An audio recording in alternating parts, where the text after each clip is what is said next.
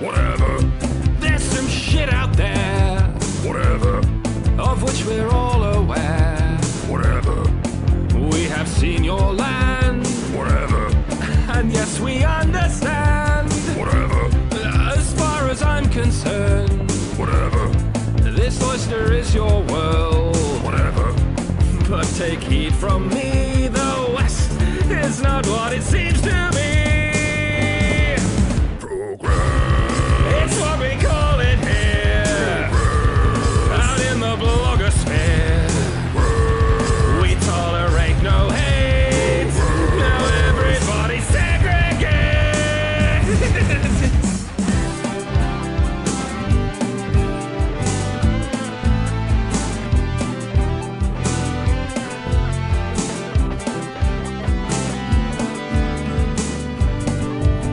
Surrender. We will shame your men Surrender. for shaming us, for shaming them. Surrender. Listen and believe the fuck that means. I love you. Triplicate that, please. I want you. I'm calling the police. I'm sorry. Now I feel mentally undressed. Goodbye then. Now I feel my progress. Program. It's what we call it here, out in this twatosphere. We love everyone except the sexist, racist scum. We'll never take the piss unless you're white, male, or cis. And if we draw Mohammed, feel free to chop off our heads. Here where the water's cheap, at least you won't get dysentery. This land cannot be spoiled because there's fuck all oil. I know that. All my eastern friends, To live here. this all looks heaven sent. But that's cause You haven't seen what this bullshit. will fucking do to your kids. Voices. They'll never get a job. Wankers. Just join the PC mob. Asshats. Professional victims, Bricks. huddled up like king penguins. Now you have to go. You lost this one, bro. You don't stand a chance. You'd be better off in France. It's what we call it here. Out in the blogosphere. We tolerate no hate. Now everybody segregate. Program. We'll erase your face and replace it with a safe space. We'll cleanse your neighborhood. It's for the greater good. We'll erase your face and replace it with a safe space. We'll cleanse your neighborhood. It's for the greater good.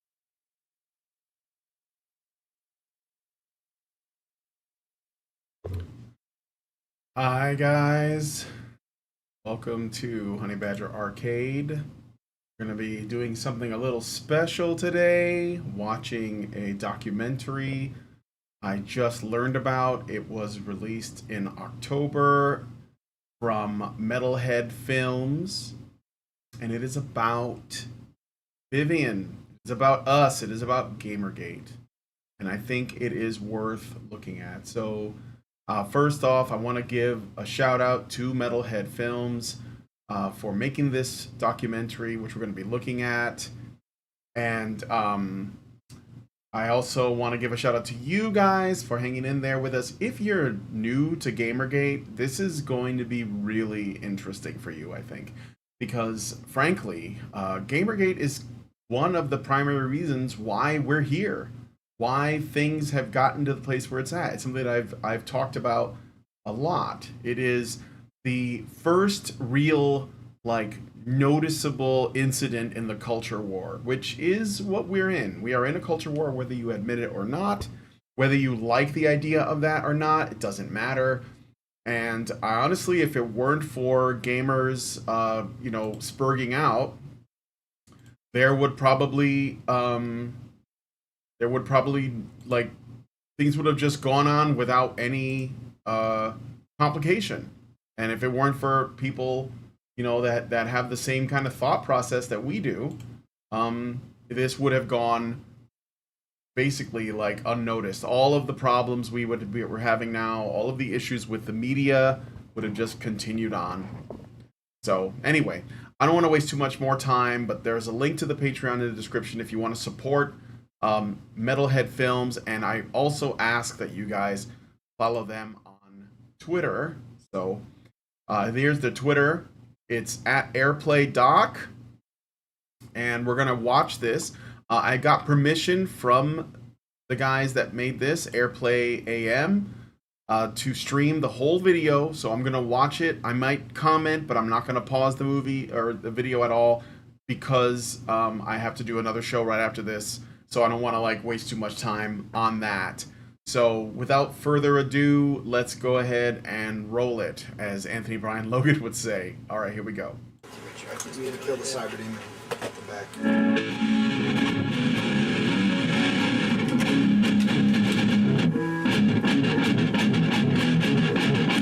I think I'm gonna skip the music part. I apologize, Metalhead Films, for that. I guess, We'll talk according to the later. tech people, we are live. Welcome to AIRPLAY. My name is Michael Koretsky. I'm a national board member with the Society of Professional Journalists. AIRPLAY is really a series of 3 debates. The first is the shortest, and it's right now. In the afternoon, this is my little tease, we're going to dive into that topic. For now, I want to talk about, is the gaming press ethical? Games media has long had a problem with corruption and ethical issues. Joining us today are Mario and Luigi. We're going to learn some inside tricks to Super Mario Bros. 3, but first, this commercial break. Going back to the early days of video games journalism, games magazines such as Nintendo Power were owned and operated by games companies themselves. This was, of course, fairly obvious. What you read in those magazines could be taken with a grain of salt, in the upfront knowledge that it would be hideously biased. Things were not yet as serious. As always, we've got the up-to-the-minute news you're waiting for, and we get it from the #1 source in gamer goodies, GamePro magazine. Magazines, back when these kind of things were in print, were either glorified catalogues for their parent company or enthusiast press, not dissimilar to any other niche interest hobby. Early games writers were drawn from the hobbyists who constructed computers with no real agenda and a pragmatic view towards games. Did they work? Were the graphics good? Did they show something cool that the computer could do? Were they fun?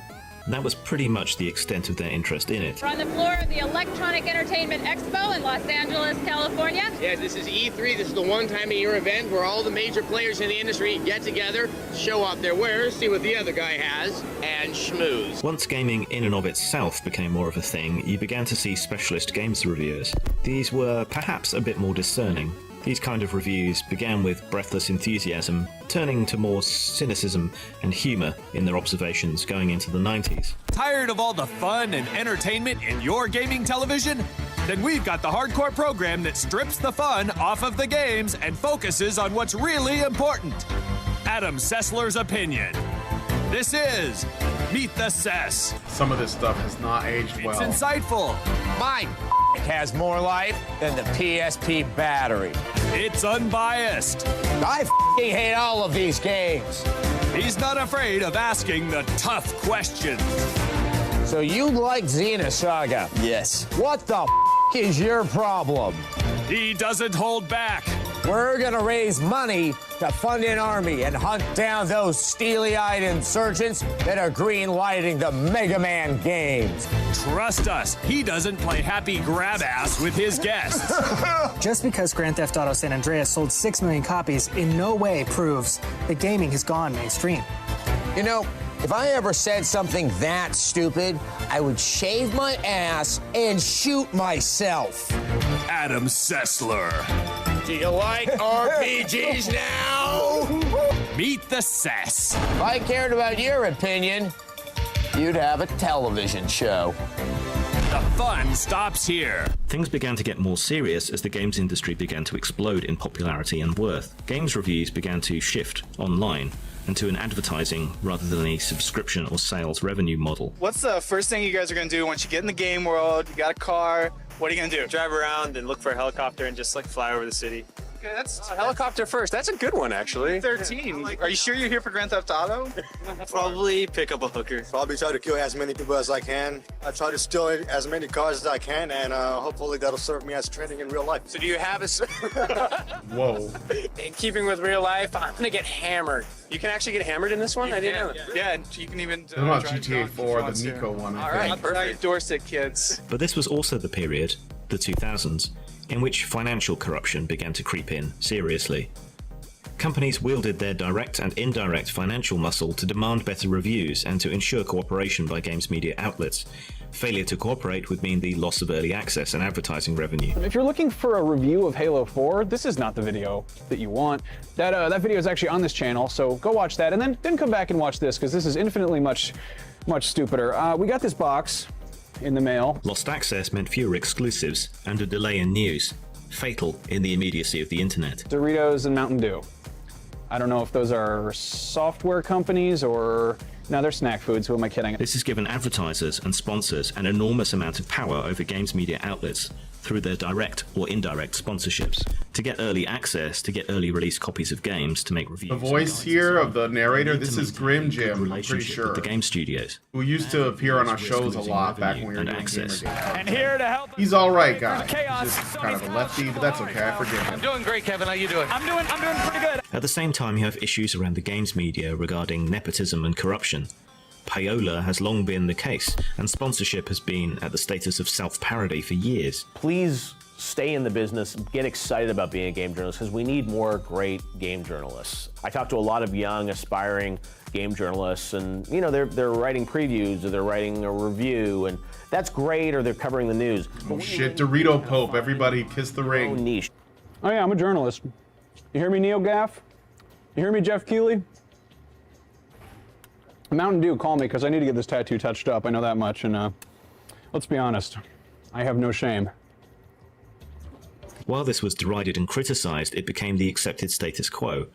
Everyone knew review scores were nonsense. All right, first we're going to talk about Dragon Age 2 so we can get Miguel's ass out of here. So, what's up with that game, dude? You gave it a big score, 9.2. Why? What? Why? Yeah. I don't get it. Oh, Miguel, man, look, I gotta... Did you know opinions I gotta could be take issue with that. Everyone knew that pay-for-reviews and other nastiness was taking place, and so everything was taken with a grain of salt.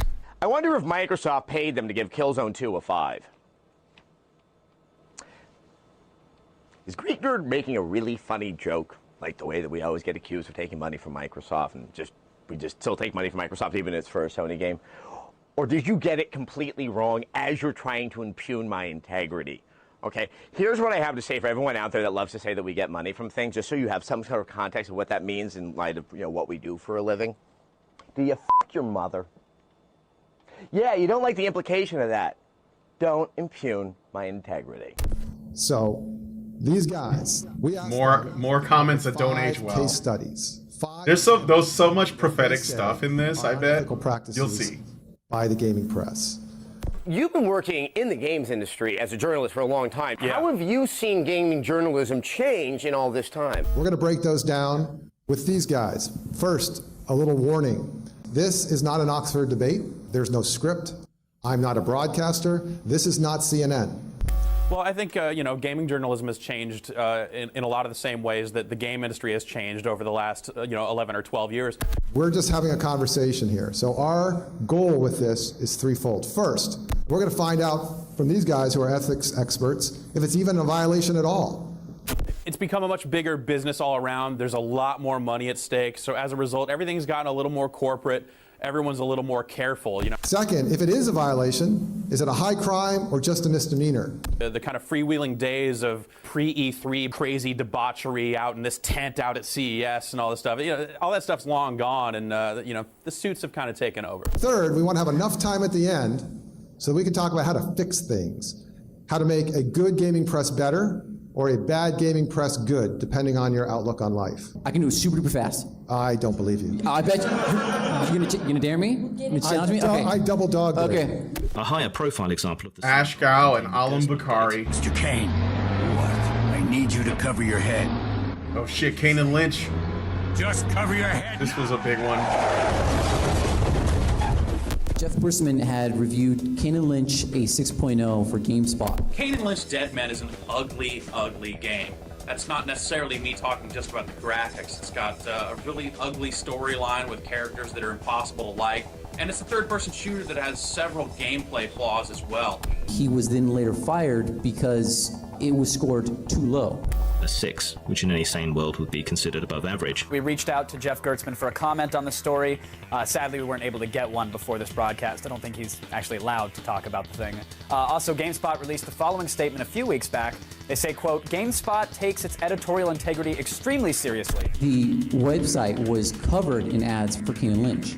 And this is something that's been in the industry at least the last 10 years, which we know from personal account of Dan Shu, former editor-in-chief of Entertainment Gaming Monthly. No, I've had writers at GameSpeed who told me like their previous publications, smaller ones, where they would do editorial content like a top 10 list. This game had to be included in the top 10 list because they were an advertiser, not because it deserved to be in the top 10 list. The internet, of course, has been ablaze with conspiracy theories suggesting that Jeff was fired because of this single bad Kane and Lynch review. Conspiracy Why is the real story theories. such a secret here? I mean, it was a pretty high-profile firing. More terminology that we still hear today. Isn't that interesting? Real story behind what happened with Jeff Gertzman, and we may never know. In this case, I just want to make sure, do we know that that's why that guy got fired? Yes. Now, you work at GameSpot for 10 years. We know that's why he got fired. They can you. They say, get the hell out of here. Yeah. And this whole hullabaloo. Because he later went on to form another website. Jeff Gertzman, former editorial director of GameSpot.com, has announced that he started work on his own website. It was owned by CBS. You go to Giant Bomb. CBS then acquired GameSpot.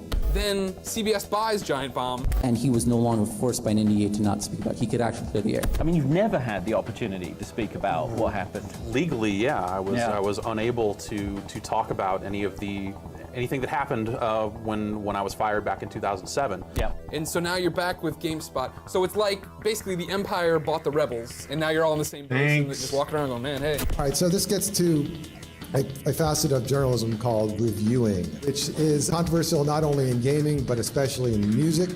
Well, there was a lot of transitions happening, a lot of new managers in place that hadn't really worked with an editorial team very closely. Should reviewing have a lot of opinion, a little opinion? Are there any rules for that, ethically speaking? The big one came after that, right? The big one came after that, and that was Kane and Lynch Dead Men. Being able to say, like, this game is not great, even if that game happens to be an advertiser.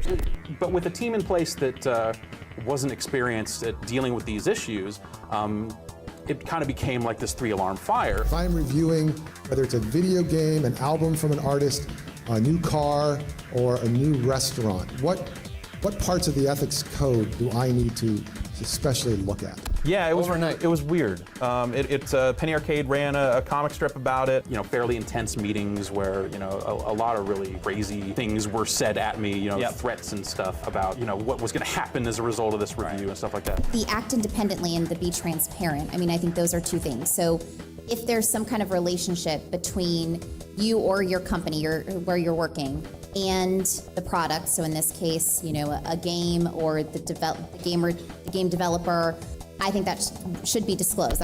From my perspective, we did what an editorial team does, and we did what we were supposed to be doing. And it took 5 years for the other details to come out, including suggestions that other companies were applying similar financial pressure to games review sites. And I'm joined today by John Bain, known to many of you in the gaming community as Total Biscuit. I've been offered a free Alienware laptop with a copy of the game installed on it that I get to keep if I do a video on the game. Needless to say, I turned that down.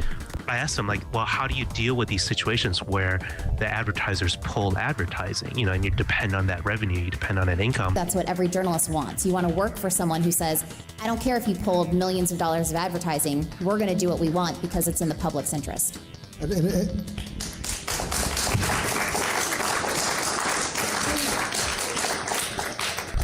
And he said, you know what? It doesn't matter. You service the readers and the advertising will come because they have no choice because you're servicing the widest readership. So he said, just always worry about that. And that has stuck to okay, I'll turn off to the this speaker day. box. Yeah, that's how old-fashioned EGM was. These problems. So you can talk to her. She won't talk over the from video. larger Right game now. sites, seeking out those who promise a more. Yeah, R.I.P. Total What Biscuit. quickly becomes obvious is that Witcher is very much a PC exclusive game, which are typically designed to be as complex and unintuitive as possible so that those dirty console playing peasants don't ruin it for the glorious PC gaming master race. These are the top 10 gaming controversies of 2012. No, they're not. Yes, they are. No, they're not. Yes, they are. No, they're not. Yes, they fucking are! As YouTube became more popular, the same corruption issues began to appear there. Hello, I'm Angry Joe, and this is my review of Halo 4. I never really liked Angry Joe. Never did. And he like like what it comes down to, since I got a moment here to talk, this is gonna. It looks like it's gonna be about the ethics only, but I think the ideology is an important part of this because at the end of the day, a lot of the guys that were And I got plenty of bonus XP. that were critical. The burn throttle. Oh shit, Razor Fist, the fucking man. Series. Today's subject is the long-awaited decapitation of a universally reviled fraudulence foundry, the only journalistic website for whom the word alleged is perpetually implied. I refer, of course, to Kotaku.com. Now, if IGN's heel goes the way of Achilles only at the sight of cold hard implied advertising cash, Kotaku doesn't even get weak in the knees until it's time to flat out fucking lie. I mean, in October of 2012, this is a site that outright refused to cover the Robert Florence Eurogamer.net outright journalistic censorship scandal. A writer for Eurogamer wrote an article talking about gamers accepting cash and prizes from PR companies in order to promote their services. Cowering behind just wafer-thin principle in the process by remarking that it was, and I quote, an irrelevant story, and adding further that what's much more important is, and again I quote, doing good games journalism. But you know what Kotaku did have time to cover in October of 2012? Rageaholics? Do you see? At McDonald's in Japan, French fries are causing all sorts of chaos. Oh, totte monokoai desu yo. Most everyone here and anyone watching remembers the fallout of the Rolling Stone. Ash is great. I still talk to her. From last November. Ash is great. There, she was lured upstairs into a bedroom where she was gang raped. Shocking allegations of sexual assault on campus. The Poynter Institute actually named it the error of the year. It turns out that on the night that she alleged that the event happened, there was no fraternity-sponsored event. Because things didn't line up. It appeared that the person involved was, in fact, never a member of Phi Kappa Psi. The fact that these two people worked together is wrong. The fact that a person who was accused of this act of felony act didn't work at the place they said he did. A student who came to Jackie's aid that night now says she did not appear physically injured as told by Rolling Stone. And part of the problem was that Rolling Stone relied on the account of a single source. You didn't give them a chance to respond and you accused them of gang rape. I mean, that's... Of course you had to ask them if they did it. Of course, I mean, that's crazy. That's true. Of course! The people who are identified will say, gee, nobody asked us what we thought, and stuff may surface later that we didn't include in the story that we should have included. It now admits that the alleged victim, Jackie, is, quote, unsure about certain details she originally offered that wound up in print. The same sort of Rolling Stone lacks of ethics that led to that story falling apart has been occurring in games media. And so the first example I want to give is of Max Temkin. The clickbait model favors outrage, antagonism, catastrophizing, overstatement, and setting people at each other's throats. Is there any place you won't go? Is there any subject that's off limits? Nick Denton. Our company lawyer asks me that question sometimes. I don't like to define the answer. Meet 45-year-old Nick Denton, who says the key to his success is breaking all the rules. It was a Jezebel article. This is before he got leg dropped by Hulk Hogan. The headline was Cards Against Humanity creator faces sexual assault accusations. You sense an ideological trend in these articles? Accusation on Facebook, which already breaks the SPJ ethics to not mislead in a headline. Few sites were more notorious for pursuing clickbait than Gawker and its collection of subsites. It's easier to create a clickbait article that angers people than one that delights them. This is the most terrifying thing we have to show you here for traditional journalists. It's called the Big Board, and it displays the second-by-second traffic on all of Gawker's sites. It's a popularity contest, and the bloggers know what drives traffic. You have Patricia Hernandez on Kotaku, who comes out and saying that he responded Patricia Hernandez. Whereas basically saying he shouldn't have defended himself, he should have been talking about consent. Gawker's model was entirely devoted to clicks, and they were willing to ignore laws, accuracy, and even common decency in pursuit of clicks and the advertising revenue that would follow. His empire is now housed in these trendy downtown offices, complete with a roof deck for parties. And the bloggers have grown up. And over there? 38. I'm 33. 37. They're well paid. They get health insurance? These kids already make good money. I don't think that money is what they're after. I think it's fame. I think it's clout. Harvard. I think it's status, and I think it's power over other people's lives. Backlash that That's way more valuable than money. Tillo Remember, these people support the printing of money. Journalism from Columbia. And they come from rich families. made a comment on it about, it's even one of to the worst Tillo misfires on the site since he's been the editor-in-chief. A month after this, the New York Times writes a favorable article about Temkin. Gawker comes out saying, remember when the Cards Against Humanity guy was accused of rape? And they're upset because the New York Times wrote about Temkin, but didn't include the accusation. Because again, there's no evidence that that occurred, and it was a single Facebook post.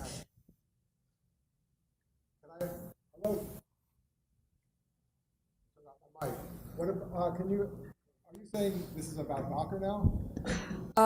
At this point, yeah, most of these examples do involve Gawker. Just to be clear on something, Lynn Walsh and Run the Forum, what's your opinion of the journalistic value of Gawker?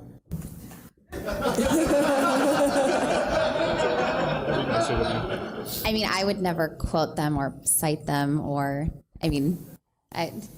Kotaku had a long history. Yeah, like Gawker. Like, who would go along with them? They're like a tabloid. Real media isn't this biased. 2014 by Nathan. More comments that did not age well. Ubisoft refuses to talk to me about women.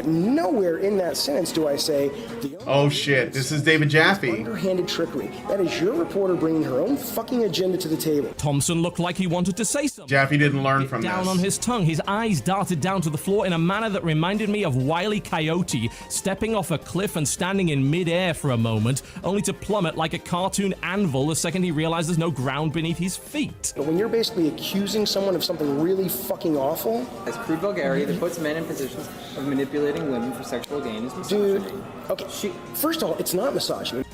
These are statements that cannot be corroborated. These are statements about things like body language. To not only call someone something awful like a misogynist, or to imply that they're a misogynist very clearly, but to get the definition of misogyny wrong. Where do you want this to go, David? I don't want to go anywhere. I want to go. I'm respecting you because you keep reading shit. Well, I'm happy to be done. Trust me, I'll be done with you. I'll be done with your site. I mean, it's bullshit, dude. David Jaffe should have stuck by his guns, man. Get you blacklisted. Kotaku was hated by many gamers, not only for its seeming ideological bias, but for other actions it had taken. One example was the treatment of Brad Wardell, printing stories about a spurious sexual harassment suit that he was found innocent of, leaving an online trail that continues to cause him issues. Here are the words most often used to describe Gawker. You tell me true, not true. Snarky. Yeah. Sexual. Yeah. Nude photos of private parts. If it's interesting. You report rumors, you don't always check it out. Yeah. Shameless. Yes. Irresponsible. Defined by who? Mean. Mean. Occasionally. Say something and I prevented you. Sorry. We spent a half an hour talking about ethics in journalism and Gawker in this. What? Like, these are the guys that are getting sued for everything they own for publishing Hulk Hogan's sex tape. It's like we're having a gourmet food conversation, but talking about easy mac and cheese. Imagine thinking that about your industry. Oh, Gawker, they're beneath us. Like CNN, MSNBC, fucking, you know, like CBC, the BBC, like they're all just way above this. Boy, this is not aging well at all. This is really bad. Covering it. The web is different. That we publish faster, we change faster, we correct faster, and frankly, our standards of publication are lower. All the things that never get published, that never get broadcast, those are the stories that we run. We run the offcuts, you know, the things that you're too precious to run. Sure, but if we're talking about journalism ethics, I'm not sure why we're talking about Gawker. I can tell you why, Ren, and it's because, unfortunately, and I said unfortunately because they're large. It gets into my other topic, but you guys, it seems mainstream media doesn't, in the case of AIRPLAY, doesn't know how to approach games. So you rely on the games media to fill your... See, that one of my problems with this is that they're focused on just gaming journalism. Obviously, this is not limited to gaming journalism. It's just that the gamers, because of their nature, they figured this shit out first. They were one of the first. Like, this is bad in music, in the music journalism industry, Rolling Stone, in fucking television, in film, and in, like, actual news. You know, I'm having a real fun time playing this violent video game all by my lonesome. Hello, son. Did I hear you say you're playing a violent video game?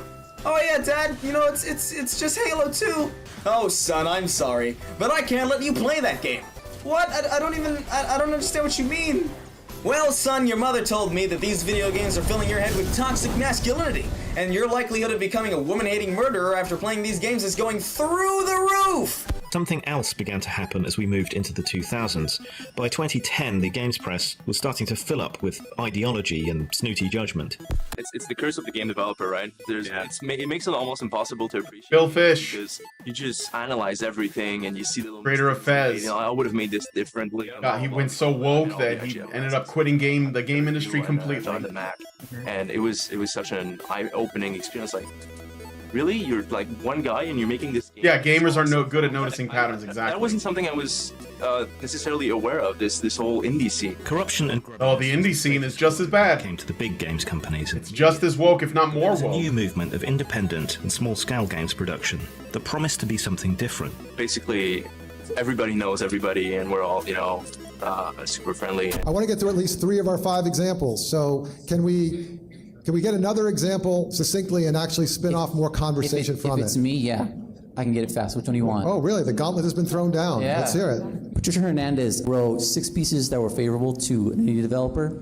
To a what developer? An independent developer. Okay. An independent developer is someone who makes games without the financial support of like a large company. Let's take a look at just a fraction of the hundreds of exciting new games from independent developers that are coming soon to Xbox One. To start with, indie just meant independent. That was down to small companies and game creators selling their material online themselves or via Steam and other marketplaces. What game is that? Possibly the biggest and most exciting change in games development since the bedroom programmer era of the ZX Spectrum. That black and white, what is that? Like Derek, that looks right? Really yes. Doesn't have a huge corporate board behind him, goes off. He's a free artist. He has his vision. Okay. He's not restricted.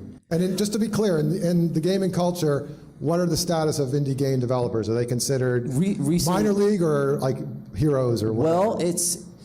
as Derek would probably tell you, it's kind of both. The games media, populated with frustrated people who wanted to be real writers and wanted what they did to mean something, to them this was a godsend. What's great about indies is that Leigh Alexander, holy shit, another throwback. To really try new things. Indie video games are really helping, I think, to push the boundaries of game design. Indies are pretty much the saviors of video games. I mean, recently indies have gotten a lot of attention. But there's a lot White Knight? Oh, I didn't see that. I'll look it up. Just don't seem to get any spotlight. And that's really mainly because of these conflicts of interest. Would maintaining a friendship? I like how it says like they want to be real journalists, like a breach of instead of game journalists. Yeah, they're all phony. They're like, what do you mean? But in the case of yeah, I want to lie about the real world instead of like the fake game world. Okay. And was also her roommate.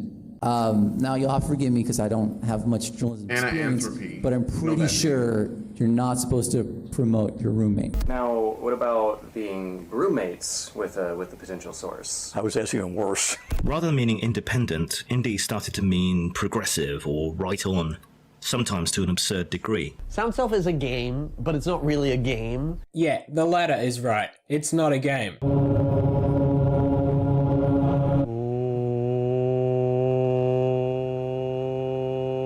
It's a really powerful experience. Game. It's difficult as fuck to describe. Well, some people online describe it as a retard simulator. I asked Stephen Totilo, the editor of Kotaku, about this. He did respond, but he said it was, quote, off the record, not to be posted, quoted, or shared. Patricia had messed up in writing about some friends and former housemates without always acknowledging they were friends or former housemates. She thought some of it was obvious, and other cases didn't think it was relevant. Her passion for covering interesting games, big and small, should be obvious to anyone who regularly reads Kotaku. And I don't think at all she was ever plugging work she didn't think was cool. But disclosure is good to ward off even the appearance of impropriety. Indie games were being treated like the second coming. Their creators were being held up as moral paragons. I'm on the line. Me, like my name, my career. This is my identity. It's Fez. I'm Guy making Fez. You are the prime example of what. Oh, who's this guy? Oh, Alpha Omega Sin. Oh shit, dude. I used to watch this guy. Is he still around? The movie. I was subscribed to his channel. Relatively normal in it. One of you look like a total tosspot in it. But you can't have it both ways. You're successful game designers. You're indie game designers. Hurrah. Good for you, you fucking hipsters. You shit on your fans who were waiting for Fez 2. You shit on the development team that was making it. You ran with the money. You're telling everybody that's helped made your product a success that they all owe you now. When the press then come to you and say, oh, this is something that's pertinent to the indie scene, and they... Alpha Omega Sin, I think he like evolved and became Six Hexen Hammer. I'm pretty sure that's who he is now. He's Six Hexen Hammer. Over and over again, bitch and moan, Phil Fish in particular, and then a little later after another guy talks. He's a fucking asshole most of the time. You shit on an entire community of video game developers. What do you think about the recently Japanese game? They suck. And so he doesn't like Japanese games? Phil Fish? Oh, fuck off. Hey, fuckface. The thing with us tosspots, hipsters, is that we're not beholden to media leeches like you. And you're right, we're very successful. And we're not going anywhere. Get used to it, you middle-aged parasite. Compare your life to mine, and then kill yourself. Whoa. Lynn and Ren, some background. That needs a reaction, Another guys. example, these guys... Somebody put a WTF in the try to chat. get to the source, where he is, the editor-in-chief is admitting that something was wrong. However, there are nuances in that response that I wanted you guys to address. Well, I was going to say, if I have a reporter and they want to cover a restaurant, or we're doing an investigation on the restaurant's, I don't know, cleanliness. If they have any ownership, or their friend has any ownership of that restaurant or any connection, they absolutely would not work on that. Not only would they not work on it, but it's a nice feeling. Journalists aren't used to applause. Suddenly, game sites were flush with politicized game reporting, and this began to bleed into reviews of mainstream games. Suddenly, points were being lost for sexualized design or failure to include... Bayonetta 2. I started playing Bayonetta on this channel. One of the most violent things I've ever seen in a video game. Oh, here we go. It's Kratos boot stomping a Fury's face in.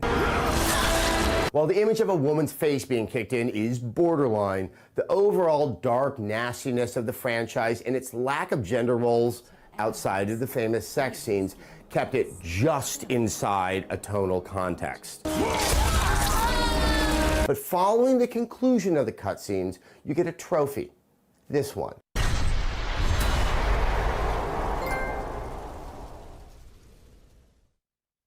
Bros before hoes. This gut punch of misogyny irredeemably sours this game and is shocking that such a Is it any wonder that God of War changed after that game? attitude. Gamers who mainly didn't care. Completely?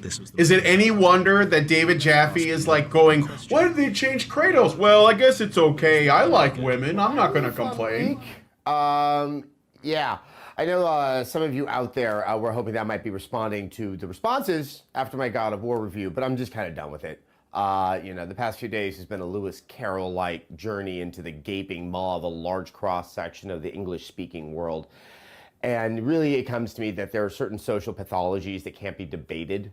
And I really don't feel like getting any more blood money off of something that was pretty noxious that was happening in the comments down below. So you guys go have your fun. I'm gonna move on. So even a disclosure in that instance, if she were to disclose at the beginning, I don't think that it would really help, because you get through the entire article and then oh yeah, this game was by my best friend. If it was me, I wouldn't have her involved with that at all because of the relationship. But let's say that even if someone else is writing about it, I would say maybe there could be. The commands are in the description, guys, if you want to do anything. Someone on your staff has a Any responses, it costs you coins. I think that might In order to form coins, you have to stick around, comment, generally. That'll get you coins. All the while, more and more coverage was being given to non-games. But there is one game I do want to separate from the group, which I want to declare my favorite. Oh shit, Gone Home. Because after playing it, Game of the year. Game of the decade. Gone Home. This game. Oh yeah, really? He's all about that? Not God of War Ascension or whatever it was called, but Gone Home. Of course. Familiar with a masterclass. Family is. The storytelling and voice acting in the game are absolutely superb, and the gameplay has this really easy flow that makes each move seem organic. There's no explicit goal, there's no combat, and there's no one else in this house. Gone Home's detractors will cry that this isn't really a game. This game and a precious few others take a bold, powerful step in trying to reclaim a relatable humanity in video game characters. And they do so by insisting that they're as boring and as normal and as real as anyone else. The term walking simulator has become popular over the past few years, used to pejoratively describe a certain style of game. Games like Dear Esther, Gone Home, The Vanishing of Ethan Carter, narrative-driven. Remember how butthurt these people got over everything From Software makes all the time because you actually have to play them? Nice! Going for something like this with such a small but highly accomplished team is something that deserves so much praise and so much reward. And once again, no shooting, no violence, really no nothing. Walking simulators have always felt for me like a method of storytelling only slightly better than trying to read a book that's been glued to the side of a nervous gazelle, but maybe that's just the nihilist hardcore gamer talking who hasn't had a good day if he hasn't died by proxy at least 5 times. Any challenge or question to this emerging order was, of course, dismissed as bigotry. Gamers began to build up a steam of resentment and annoyance at being talked down to, told off, judged, and not being told what they needed to know. Whether the game was any good or not. Being independent should mean just that. Not exchanging a set of commercial restrictions. No, man, it's all subjective, political man. demands. Being indie should be to be independent and free. All of the rumors and conspiracy theories that have been going around for ages about the industry, I will tell you that the reality is far worse. This is an industry full of greedy, social lunatics. They're all fucking crazy, greedy, selfish people who aren't knowingly doing anything bad. I think the word is narcissist. The word you're looking for is narcissist. Narcissistic value. I would like you to picture the music industry where nobody makes music and all they do is talk about sexism. You know, it's like holding up a paper airplane and running with it. And the fun part is letting go. No, the music journalism industry is also cancer. It's all cancer, guys. It's all cancer. For some people, it's fine if they put a disclosure. If they just say up front, I'm friends with this person, the gaming audience, as you've seen, they're invested enough. They make the effort. They go look for answers. That they're like, if they just tell them I'm friends with this person, they don't feel they're being lied to. They're like, okay, I can then make this judgment and say this writer's passing their opinion through this lens. And that's probably just enough. It's the fact that the media becomes hostile and anti-consumer or anti-gamer, whatever you want to call it, is I think what's really made a mess of the situation.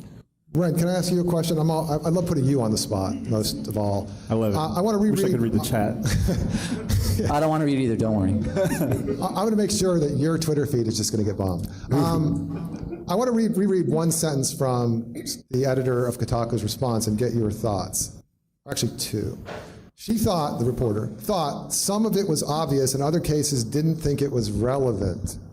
And then the editor says, I don't think at all that she was ever plugging work she didn't think was cool, but disclosure is good.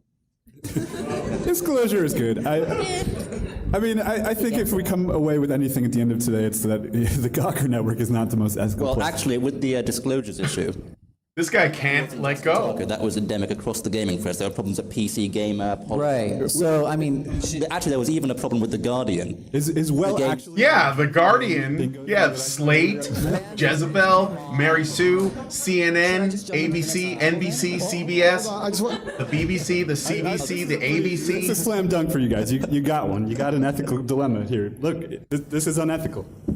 Oh my God. You're just mad. I bet that guy's completely woke. Sorry, but we have. He probably got me too. This episode of Cecil or Something is brought to you by Pure Evil. Why half-ass it? Hello, everybody. So this week today, I thought I would address a little bit of the hubbub that happened last week, both with Cecil or Something. Every time they come back to him, his hair is receding more and more. People over at Slim Jim. And sort of inadvertently, the billboard, the ad that we put up, included an EA logo. And it just so happened it was in front of an EA game review. And I happened to do a Cecil or Something that also addressed matters surrounding EA, where I was slightly defending them, though I don't think I've ever done a full-throated defense of EA, and nor do I ever expect to. I want to ask Derek, because these examples directly affect independent gamers, yes, game developers. So, Derek, talk to me about how some of these things that apparently all sides agree on, right? We've had two examples so far where the editor has agreed there was a problem, although maybe not agreeing is as much a problem as everyone else is, and you have the journalist agreeing. I want to know how it affects the end user, the reader, the person. Here's what happened. I might as well explain. We have a sponsorship with Slim Jim. Slim Jim has a relationship with Electronic Arts and Encode Giveaway. And when we read that part, the VO that goes, this was brought to you by Slim Jim, we were sort of unaware of the fact that the EA logo was going to be there. And when we did discover it, which was at the end of the day. Oh, so you got caught, them, what you're saying. About to post. Well, the phrase is, the horses were out of the barn. Well, first, I agree with all of them. I mean, there's no debate about that. I mean, we all know that there has to be these disclosures. You have to be upfront about them. The way it affects... Didn't Derek Smart end up coming over to our side? And developers. It affects everybody. It affects gamers and developers as a whole. What this incident was instructive of is something I've seen for all the years that I've been covering video games, especially when it comes to the internet, which is a sense of suspicion. And sometimes it turns into outright paranoia.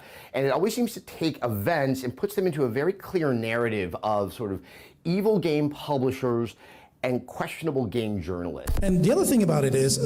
I would say evil game journalists, because the industry is greedy publishers, perhaps. That you find some of those reporters and these writers, they stop writing and then go work for a video game company, or they go into PR. I mean, there's a whole bunch of them. They used to be gamers, then writers, then they're in journalism. If I could just jump in there, it's like Congress. They become they're politicians, Right. and they become lobbyists. In politics, we call it Right. a revolving door. Right. And obviously, yes, there's advertising that comes from game companies, because if you open up a copy of Car and Driver, you're going to see ads for cars because you kind of know what the interest of the reader might be. So the same thing happens, obviously, in the video game industry. You see ads that are endemic to the content of what's on that site. I don't know about quid pro quo that happens in other places. What I can tell you is that we are going to be very, very ethical here. And the best way to be ethical is to be ethical. Yeah, but here's the thing. The gamers are very passionate about this stuff. And, gamers are really loud. If they don't like something, they're going to... No, they pay attention. And they're vocal, yes. They say what they think. You almost might say that their attitudes are masculine. Ends. gamers. Notice how many women, by the way, are the journalists here. How many women and feminine men. You're going on vacation for a long time. Gamers are demanding, with little tolerance for bullshit.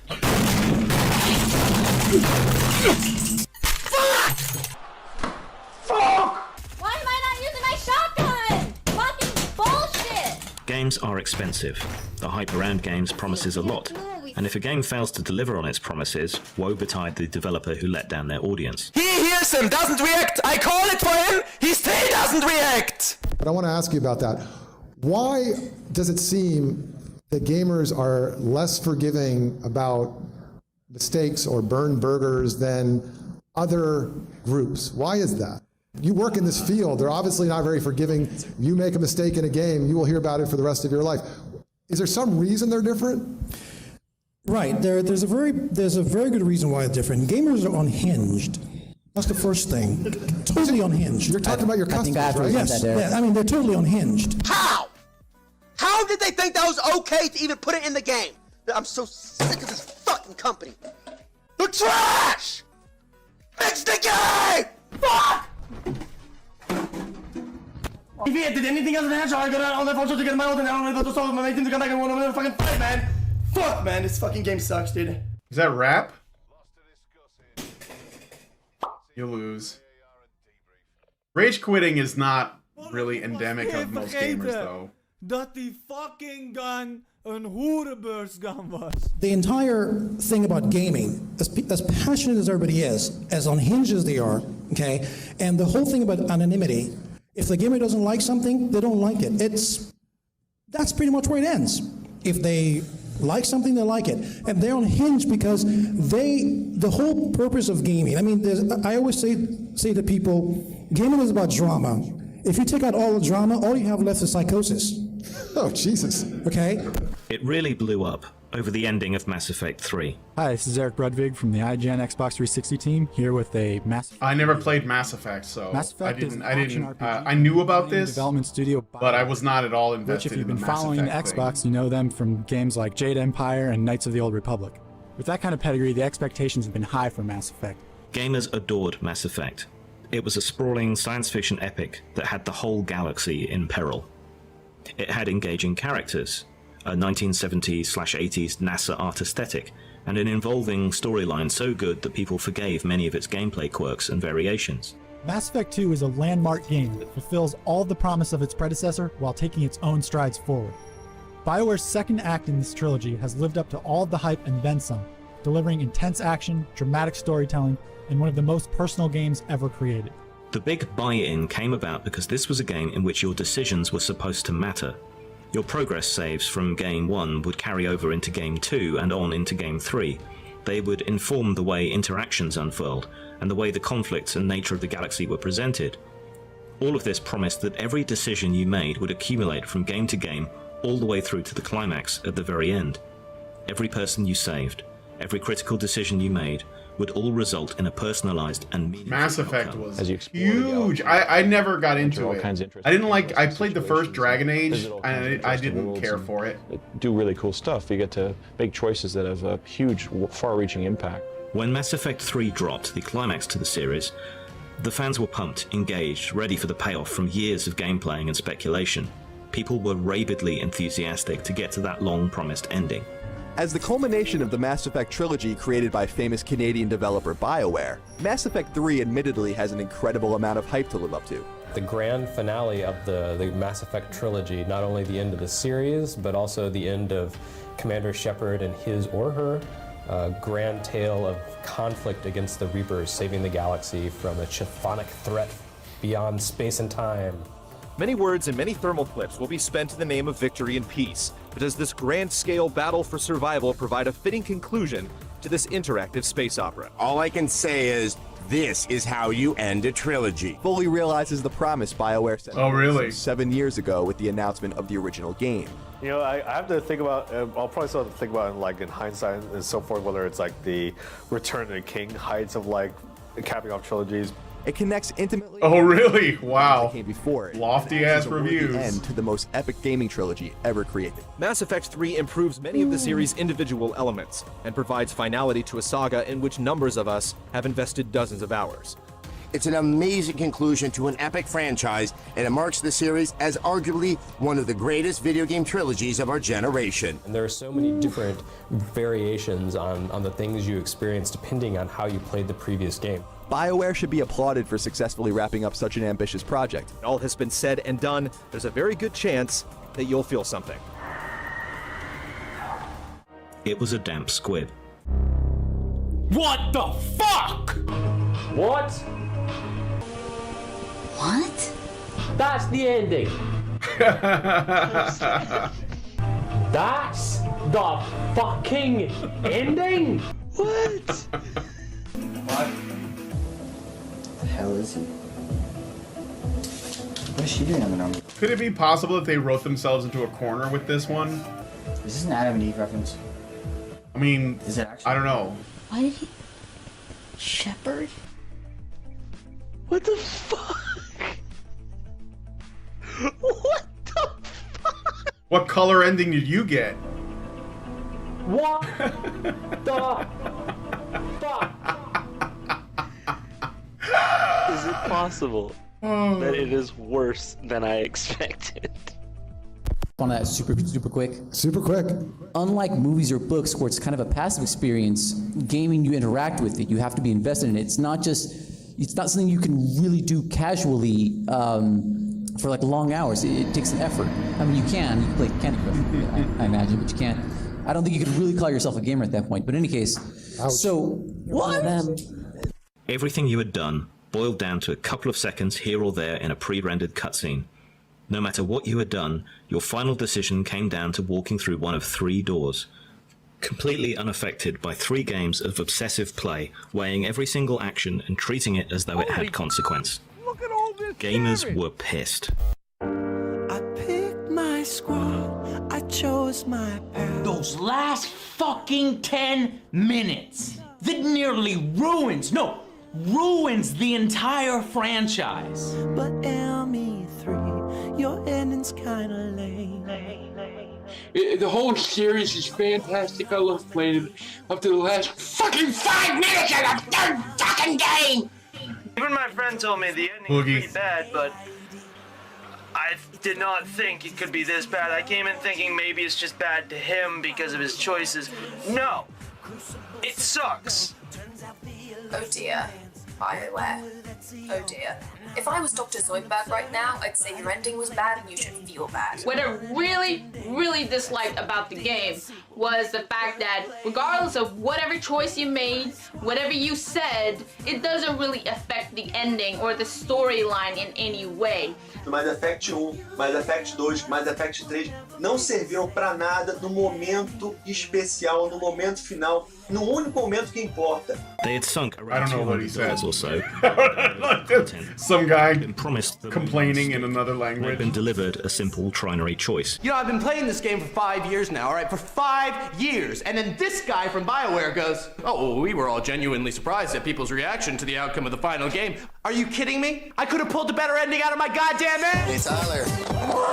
What did you think about choosing between the red, the green, and the blue explosion? They all suck! Why didn't you like the Teal Deer with the base take. Mass Effect was always bad. Well, not everything dies. But who doesn't die is gay! We'll never be the same. Let's hope ME4's ending is not as lame. ME4? You mean Andromeda? Woo! Problems, ethical problems in many niche kinds of journalism, food reporting, automotive reporting. But maybe one of the issues here is that it's just a lot more passionate in gaming, so that journalists... Which isn't bad. It's not bad. No, I'm not saying it's bad. I'm saying it's something that mainstream journalists have to accept. If you pay $200 for a meal and were promised a Michelin star lemon sorbet for dessert, only to be served a tiny sliver of stale coffee cake, I think you'd be rightly angry. We would not call such a diner entitled. What's up, everyone? I'm Colin Moriarty, editor of IGN PlayStation. Oh no, he's gonna talk about gamer entitlement. Mass Effect 3 and about people kind of getting angry and complaining about the endings and the DLC and this. Colin Moriarty, the editorial, the libertarian, now evidently instructing their reporters to drop whatever they're doing and write fucking fluff pieces about said games to serve as glorified advertisements themselves. The topic of gamer entitlement has become an increasingly popular. Who's this nice lady? Whole Mass Effect 3 ending controversy thing. How dare those horrible nerds make such spoiled, entitled demands for reasonably priced franchise installments targeted at the people who made that franchise popular in the first place? It's just bullying, really, isn't it? Mass Effect 3 early last year was a particularly egregious exemplar, not least of which due to the fact that an IGN employee was actually cast as a character in the fucking game. People are petitioning BioWare to go back and change the ending of the game as if you wrote the fiction and they didn't, as if it's your game and not theirs.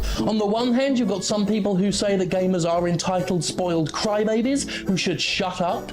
If only these dissatisfied consumers with very little actual power and influence would stop bullying the poor, innocent, massively wealthy corporations. Pretty sure his name is not Jim anymore, Richard. How dare you dead name him? Exploit what her. Sorry. Out of existence. Prior and subsequent to the game's release, there were no fewer than 2 and no more than 4 Mass Effect 3 related stories, largely consisting of masturbatory miscellany reviewing little to no substantive information about the game, aside from that prevailing and inescapable implicit message, go out and buy this fucking game, so help me Christ! Of course, this all kind of culminates in a huge problem, which is entitlement. Yeah, push that narrative, games industry. It worked for the Ghostbusters reboot. You skeptical? Okay, this is what the IGN front page looked like in March of 2012. Yes, we screen capped it. I mean, this is what the page that contained IGN's objective review of Mass Effect 3 looked like. Still, this, in 2012, was a part of the media souring on the hardcore gamer, who had been their bread and butter for years. It fed into swelling gamer resentment and suspicion of their fan media. These were the outlets that should have, at least broadly, shared their view. These were the outlets that were supposed to be their consumer champions. Instead, they were attacking their audience. And this was the shape of things to come.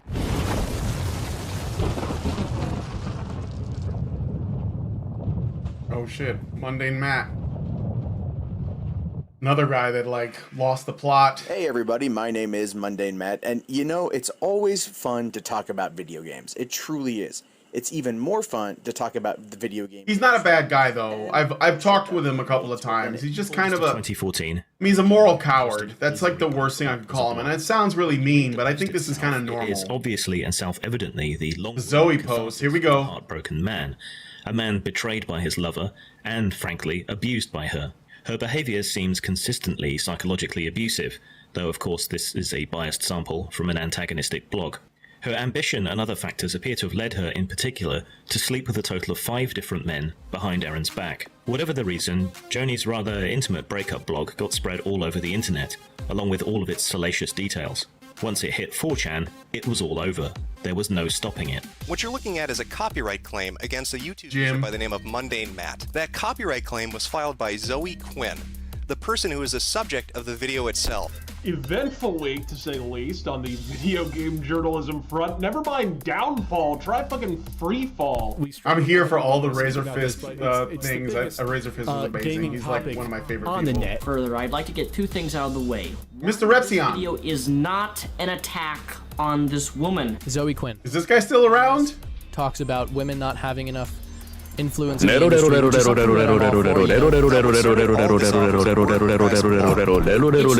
blog post at all. He doesn't really say any negative things about her other than the things that she said and the things that she has done and the things that she has admitted to doing. So is she taking videos down because she's embarrassed about it? No, she's taking them down because of the people she slept with, that she cheated on him with during their relationship, and who they are. Some have tried to portray his actions in outing her as slut-shaming or somehow indefensible. It was a scorned boyfriend who used slut-shaming. Is that political language, I wonder? Do not give a fuck about this woman's infidelity. With evidence, with texts, through her social media, everything is right there for everyone to see. that this is not bullshit. For all I know, this toolbox smelled like week old fish. I don't know either of them. I'm not about to judge her or him. This is not an issue about sexism, nor is it an issue about Zoe Quinn or anything she did. If she had sex with random dudes, then I would be like, this is not news at all. Don't care, no F shit. It's her business. And in an ideal world, we wouldn't have known about any of this because her ex would have decided to take the high ground and not lower himself to several levels below where he believes his former girlfriend has already ascended. I don't care that Zoe Quinn fucked 5 guys. I don't care that Zoe Quinn cheats on people she's in a relationship with. That's on her. That's her own. Wow, this is so nostalgic. Whether it was misogyny. Hey, look, it's Teal Deer. No, information within it did reveal corruption. It's literally a TLDR. Ethics. That's not contestable. And so the big controversy is that was she using that to kind of foster her success? This is an issue about journalistic integrity and the position self-proclaimed gaming journalists have taken for themselves in the industry. How the talking head style of discourse has slithered its way into gaming culture, and how the culture, as it is wont to do, mirrors the wider culture as a whole. People put a lot of effort into figuring out who the 5 guys were. The correlation with the burger restaurant of the same name led to a lot of memes at the expense of Quinn and her indoor football team of lovers. 5 Guys was primarily just this, making fun of the tawdry sexual escapades. It was gossip, it was uncharitable, mean, but not... Dude, what is this game? Can I play this game? Conspiracy, on the other hand, oh shit, coined, apparently by YouTuber Internet Aristocrat, was something a little more... Check for favors. If you're like me, you've grown up watching mainstream media, television media, die a death. And it didn't just die this death because of the invention of the internet. It died because of its lack of ethical standards. When you understand who Quinn's alleged lovers were, still going on, it becomes somewhat more apparent as to why this would upset and concern people. Guy 1. Brandon McCartan, also known as the guy who made Fez but isn't that shrieking tremulous twat Phil Fish. Guy 2. Kyle Pulver. Guy 3. Nathan Grayson is a journalist at Kotaku and Rock Paper Shotgun. Guy 4. And Robin Arnott was the judge at the Indicate Night Selection, which is an award that Zoe's game. Is that Biscuit? Which, Total Biscuit? Of course, drags his judgment into question. That voice is really familiar. 5. Joshua Boggs, co-founder of Quinn's employer at the time, Love Shack, and allegedly married, just to add some spice to the tale. Only 3 she's still getting work. 2 are speculative based on examination of screenshots. These are the kinds of people you might expect someone to have an affair with, people moving in the same circles, work colleagues, and so on. No big whoop, right? Except for Nathan Grayson. Grayson was a journalist. Grayson had covered Quinn glowingly in 3 articles without disclosing their relationship.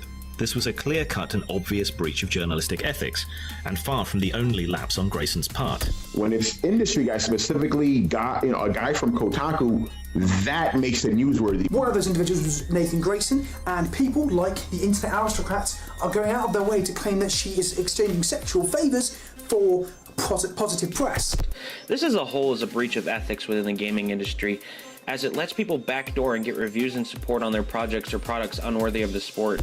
The problem with the game industry is a lot of people basically either buy reviews and kind of whore their way in the top, either sexually or mentally or financially. You know? I don't know who this is. I know what you're thinking. This isn't going to be a piece about the fall of games journalism, because let's be honest, just saying that would insinuate that it hasn't already burrowed itself deeper in the earth. Zoe Quinn is a kinda sorta indie game developer. The main reason for which she is known is her game Depression Quest. No, she's a parasite. Depression Quest is an interactive. That's very charitable, Jim. We wanted to actually show the ugly realities of the day-to-day toll that depression has on people's lives when they live with it. Hey, wait a minute, we know this person. Isn't this the #1 victim of the internet? But this was shot a long time before all that, so what was she talking about before then? I've faced, like, harassment. Ah, for fuck's sake. Being harassed? Yeah, of course. Nothing special. I mean, look at this. That looks like some fairly complex code, but hey, wait a minute, go back. Is that CSS? Is she making a game or a fucking website? Oh. You see, Depression Quest isn't a game. It systemizes depression by having your level of neither is Gone Home. Freedom of choice. The more depressed you are, the fewer options you have available to you. It's when you get one of those shitty pick your own adventure novels where you just choose through. Yeah, it is like a choose your own adventure. All it is reading. It's subtle, but totally... When will HBR show up in the dock? I don't know. I haven't seen it. This is all new to me, man. But more important than the raw mechanics of it removes choices is its selection of which choices to remove. Okay, I remember when I first played this, I tried to get her to kill herself, and she didn't. pick every. Why can't we get that ending? You know, she's like, no, I'm not gonna kill myself. You know, David Cage wouldn't let that fly. He would give you the suicide something ending. like Oregon Trail, even though both are educational. It's also merely a text game with very limited inputs. So we've got Lindsay likes to play Oregon Trail. We've got really basic movement. You can jump. We've got gravity. These are all examples of things that you cannot do with CSS. But to people who don't know that, Zoe would appear more competent than she actually is. So when people say things like, she's a fraud and has no talent, maybe that's because it's true. Zoe Quinn is not the problem here. The problem is not that Zoe Quinn fucked her way through a small army of waifish hipster douchebags to advance her budding career. The problem is that Zoe Quinn conceivably could have advanced her career by fucking a piñata candy assortment of hipster douchebags. While trying to get Depression Quest onto Steam, a download service, Quinn came in for a lot of stick, trolling and downvoting. You need to have some level of approval to be allowed onto the platform. Now, of course, being called names on the internet like this is extremely rare and only happens when you make an awesome game and people don't like it because they hate women. Except for when it happens to everyone who puts themselves out there, regardless of gender. Someone called me a cunt on the internet the other day. Help! Hashtag cyberviolence. Oh, the pain is real. At the height of this process, she claimed to be getting harassment on her phone and elsewhere of a more serious nature. She chose to blame an image board called Wizard-chan, inhabited almost entirely by socially anxious, virginal men. When I look over at my phone... Incels? Is that an incel forum? Like the proto-incel forum, perhaps? calling me and being disgusting, right? And she was able to tell right away that the people calling were from this website because she used her CSS hacking skills to trace it back to the site. I mean, she wouldn't just throw out accusations without any evidence. There was no evidence of any brigading, no evidence it started on Wizard-chan, but this site ended up getting a lot of attention and harassment in turn. Given the mentally damaged and desperate nature of many of the posters there, this was probably far more impactful than the trolling Quinn had received. On the back of that trolling and high-profile support from key figures in the burgeoning social justice gaming community, Depression Quest was greenlit and went up onto Steam, despite being, of course it was, a little web page-based text-clicking game. I think of any of the women and young girls I've taught game design having to go through this, and I can't deal with that. You know, I have to fight for them, you know? What I'm going to show you now is a screen cap. You know, Zoe Quinn is proof that femcells don't exist.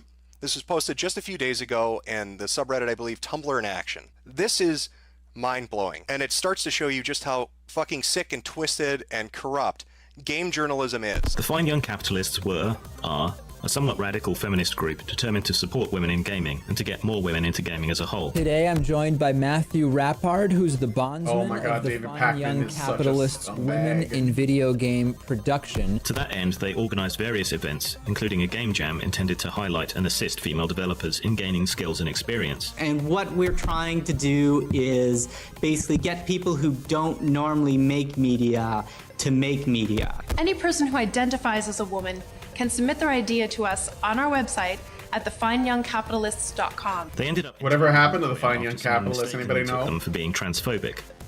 Quite how you set a line and police someone's genuine female or trans female status, I do not know. The basic text was... once again, they eat their own. Enter the contest. Yes, as long as you transition before the beginning of the date. The issue wasn't the date as much as the... that... especially Zoe Quinn and the person that she was talking to, used a colloquialism that transition means sex change. Quinn's circle, and Quinn herself, took to trying to sabotage their project by that misunderstanding. Here is my story. We ran a group that literally said, any woman come up with an idea for a video game, we'll give you concept art so you can pitch your game, and we'll put all the pitches online. The internet will vote on the best one, and we'll make that game and give the profits to charity. She was like, why do you expect women to work for free to make games? We said, well, they get 8% of the money as royalties. Doesn't matter, it's oppressive. She started a fucking Twitter It's store, oppressive. crashed Of our course it is, website, guys. got my personal information. Don't you understand how women work? We email reporters what's don't. up, and they're like, duh, if Zoe says it's oppressive, it must be true. Maybe you should give her money for Rebel Jam, which has no start date, location, or any other information, but totally isn't a scam. This happens at 3 other major publications. We literally said we'd pay her to consult on future projects, and we'd close down the contest if she would explain to us what exactly is offensive. No response. No response at all. All this information is fucking online. The pitches are online. We did everything we said, but no online journalist will publish the story. Please vote. Even if we don't raise enough money, if we show there's enough interest, we can get a winner a grant to make their game. I'm literally making no money on this contest. I just wanted to focus on something other than women being oppressed. I wanted to show that they made good games, and everyone said that's not what women in games want to talk about. I'm not really sure. Except for Heather Heyer, I think her name is, a woman who wrote for when I say 4chan Uncharted is the #1 sponsor of this project. Legacy of Kane. We're not. More traffic comes from 4chan to the Indiegogo website than it comes from our website. Donating the money they needed to finish their project and birthing Vivian James in the process. We will continue to pander to 4chan until someone dethrones them. And I'm sorry if it bothers you, but the group that seems to care the most is 4chan. So thank you, 4chan. Keep being awesome, and we'll keep making videos that you like. We have heard time and time again aren't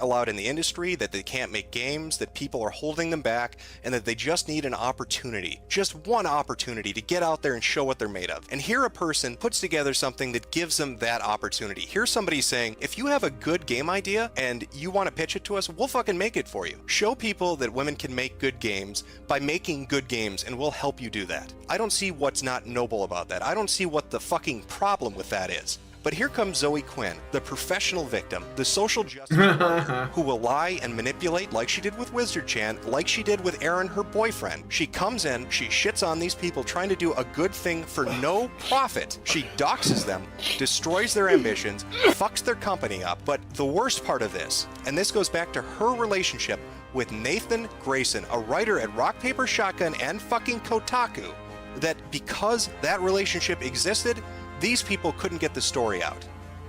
It's not just that Zoe Quinn is having sex to get good publicity. It is that Zoe Quinn is using sexual relationships with writers and reporters to suppress bad actions. I want you to try to imagine this sort of thing happening in old media. Imagine Watergate.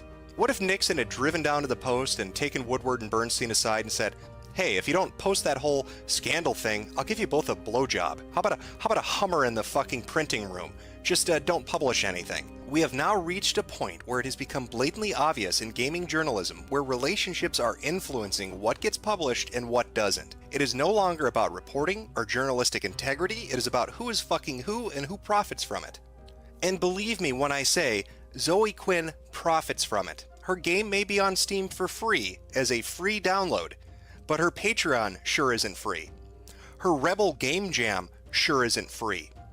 Her begging people on Twitter from suspicious muggings to help pay rent isn't free. Oh, Sims. She is making money off the back of publicity gotten through sex. And game journalists have no problem with this.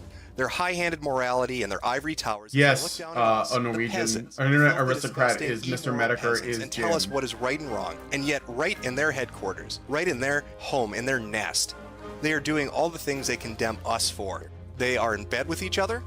They communicate on Twitter with each other and other social media platforms constantly. There is no professional separation between a subject and an author. There is no decorum or acumen for any of these people. So I encourage you to talk about this on different websites, on different social media. Talk about it non-fucking stop. Don't let them sweep it under the rug. Don't let them avoid the fucking issue. Call them to the fucking mat on it. And it is fucking time that gamers sent game journalists a very clear goddamn message. And that fucking message should be, I'm gonna pull the whole thing down. I'm gonna bring the whole fucking diseased, corrupt temple down on your head. It's gotta be biblical.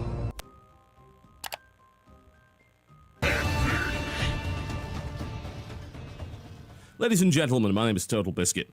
The last few weeks has been turbulent, there's no doubt about that. F's in the chat. Many people have got hurt in, unfortunately, what appears to be a necessary discussion on the role of games media and, more to the point, the ethics of games media in 2014. The harassment that's been going on is deplorable. The death threats, some of which I've received myself, flying left and right. The actions of psychopathic individuals. It's disgusting. There's no question about that. However, it's also a giant distraction. These few psychopaths are not the real issue at play. This whole topic has brought up, in my opinion, an interesting discussion that we could have, and that's on the role and the relevance of games media in 2014. Both the Five Guys initial sex scandal and the resulting conspiracy that came after it were heavily censored, even by sites you wouldn't normally expect to be censor-happy. These included 4chan, the Depression Quest forum, The Escapist, Kotaku's comment sections, N4G, NeoGAF, Reddit, Games and Gaming, YouTube, and comments on Vice.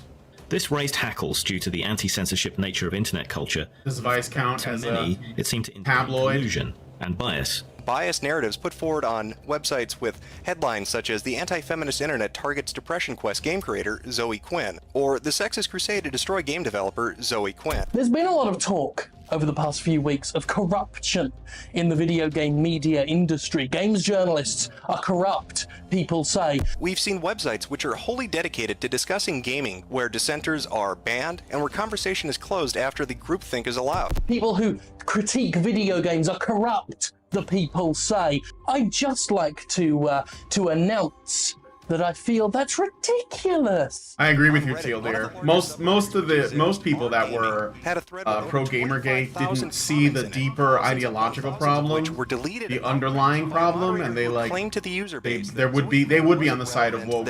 They would have TDS right now. That there's no conspiracy going on, and they just want to maintain order and decorum. There's no conspiracy. We're not trying to control you. We're not trying to censor the media. And yet, that very same person is seen on Twitter having conversations with Zoe Quinn while deletions are happening. In fact, they happen to know people in the game journalism industry. They're talking to people like Patrick Klepek about getting together and having a cup of coffee and how great it is to be a moderator on Reddit. And when people decided to try to reach out and get something done about this, they were told by other people in positions of authority to fuck off. We don't run things, we're not pulling strings. That's crazy talk. A game journalist who says, "I brought up this whole thing with coworkers at the site I work at, and they just dismissed the issue. When I pressed the issue, the implication quickly turned from a dismissive hand wave to a very threatening, talk about this anymore and you will be fired." You know what else is crazy? The delicious taste of Mountain Dew and Doritos.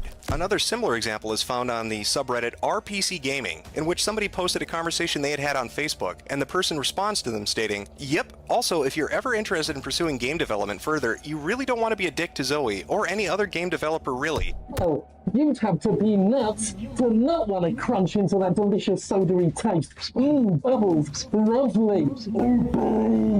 Kotaku's lead snake oil salesman, Stephen Totillo, claims the controversy is a non-issue due to the fact that Nathan Grayson claims their relationship didn't start until after he had already covered her story. On March 31st, Nathan published his only Kotaku article he's written involving Zoe Quinn. He quoted blog posts written by Zoe and others. Shortly after that, in early April, Nathan and Zoe began a romantic relationship. I have no reason to believe any further action needs to be taken. Even if that's true, and given Kotaku's recent purge of any and all Zoe Quinn-related articles that very well may fucking not be, does this smug hipster pustule honestly believe that excuses this conduct? Are you people for real? Steven, did you get your master's in journalism from the fucking University of the Twilight Zone? Because this is crazy town you're living in. And people are crying foul over the Iraq War because Dick Cheney's old flame at Halliburton received no-bid warp-time contracts. I mean, if Dick Cheney had joined Halliburton's executive board after the war, would that have made it any less fucking inappropriate? It's now been 7 days since the Zoe Post blog first went up online. In the time since then, numerous new allegations along with pieces of evidence have come forward showing different kinds of relationships that have existed between the gaming press and different developers. These relationships have run the gamut from close friendships to sexual and/or romantic relationships to even financial support. There have been allegations that have been mounting that there's favoritism shown and that there's bias in the coverage. And yet, throughout it all, the gaming press refuses to address any of it, instead insisting to call the people that are interested in finding out the truth misogynistic or sexist or nutcases and idiots. And with every single blog post that you write saying you won't negotiate with terrorists as if in labeling us like that is somehow going to make us go away, you just prove that you don't know what you're up against. So let me remind you. of Gutten's reckoning, here to end the borrowed time you've all been living on. You feel in charge? I'm necessary evil. No.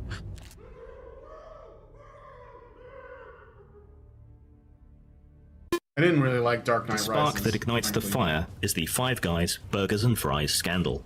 After the YouTuber Mundane Matt was censored, Internet Aristocrat did a video about Quinn. This in turn became the Quinspiracy. On August the 27th, Hollywood star Adam Baldwin tweeted out that video, accompanied by the hashtag.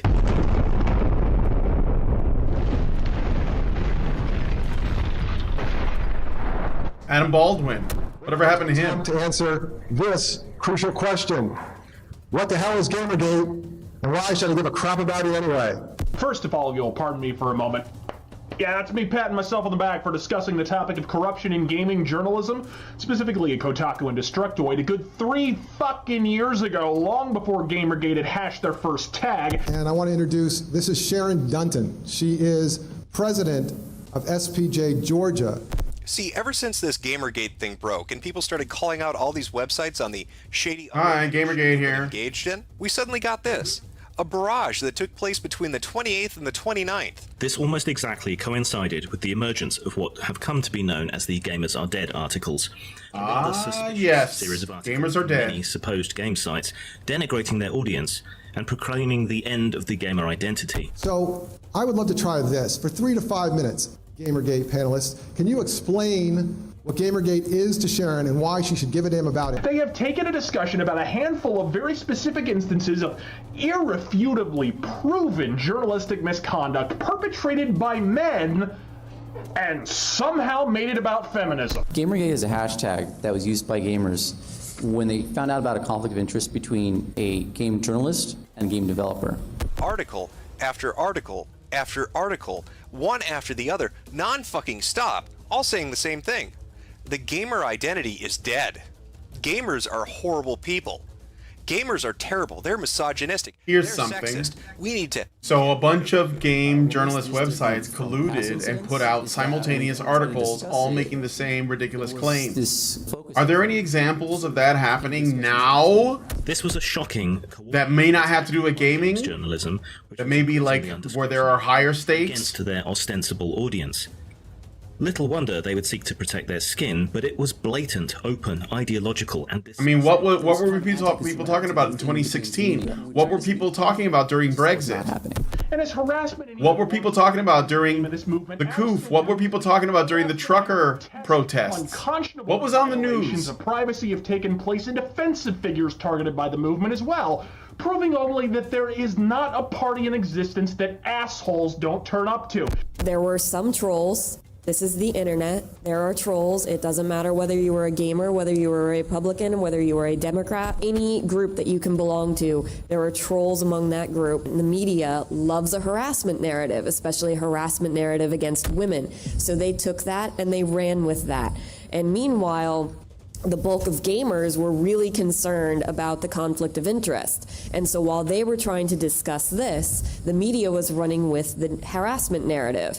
Outlets involved were Ars Technica, BuzzFeed, The Daily Beast, Destructoid, The Financial Post, Gamasutra 3 times, Games.net, Girl Guardian, Kotaku, Polygon, Rock Paper Shotgun, VG247, Vice, and more.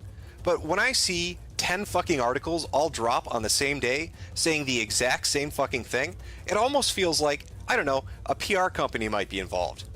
Like, these independent journalistic websites aren't really independent at all.